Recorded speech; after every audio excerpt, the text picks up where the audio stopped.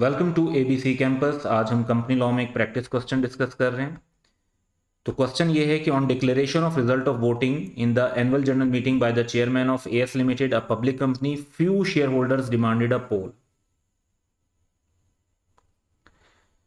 तो voting by show of hand जो होती है उसके बाद पोल डिमांड किया जा सकता है।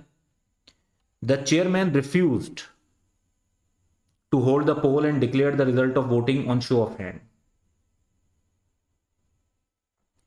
तो चेयरमैन की तरफ से रिफ्यूज़ल हुआ है। अब ऑब्वियसली ये भी देखना होगा कि ये रिफ्यूज़ल प्रॉपर है या नहीं। रिक्वायरमेंट क्या है कि in the light of companies act 2017 number 1, how would you assess whether or not the chairman decision of not holding a poll was valid. क्या चेयरमैन का जो रिफ्यूज़ल है वो वैलिड था या इनवैलिड था।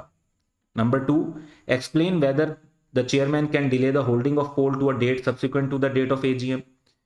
तो इसका सिंपली आंसर ये है कि पोल डिमांड करने के लिए यहां पर क्वेश्चन में क्लैरिटी नहीं है।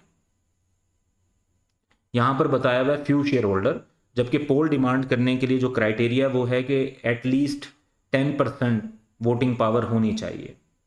10% और more of total voting power भी इसको कह सकते हैं। अच्छा, ये voting power present in person, through video link, bye proxy, किसी भी वे के थ्रू हो सकती है। तो वोटिंग पावर हो और तो फिर उस सूरत में चेयरमैन को लाजमी तौर पर पोल कंडक्ट करवाना पड़ता है।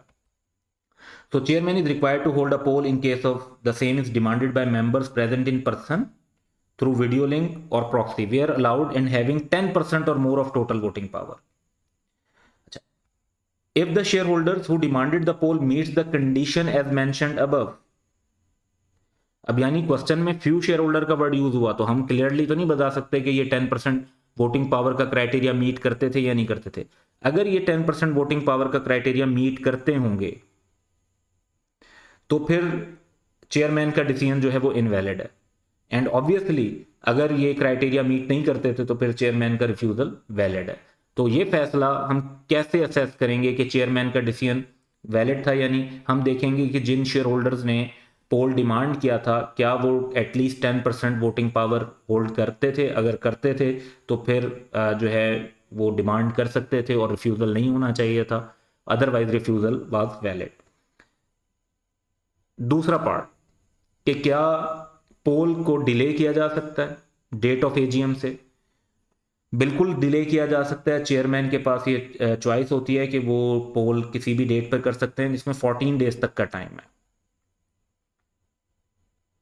लेकिन दो सिचुएशंस ऐसी हैं जिसमें चेयरमैन पोल को डिले नहीं कर सकते, उसमें फौरन पोल करना होता है। एक, जब इलेक्शन ऑफ चेयरमैन होना हो तो फौरन उस पर पोलिंग करवानी होती है। और जब क्वेश्चन ऑफ एडजॉर्नमेंट करना हो कि क्या मीटिंग को कंटिन्यू करें या मुलतवी कर दें for next day, next week वगैरह, तो उस पर भी फैसला फौरन करना होता है। इन दो मामलात के अलावा चेयरमैन 14 डेज तक पोल को डिले कर सकते हैं कि एजीएम आज हो रही है, पोलिंग 14 डेज बाद हो रही है, परसों हो रही है, 10 दिन बाद हो रही है, मैक्सिमम 14 डेज का टाइम है। तो ये सिंपली एक सिनेरियो था जिसमें हमने लॉ के मुताबिक दो सिंपल चीज़ों के ऊपर जो है लॉ के रूल्स के मुताबिक ही गाइडेंस प्रोवाइड की। And that's all for today. Have a good day.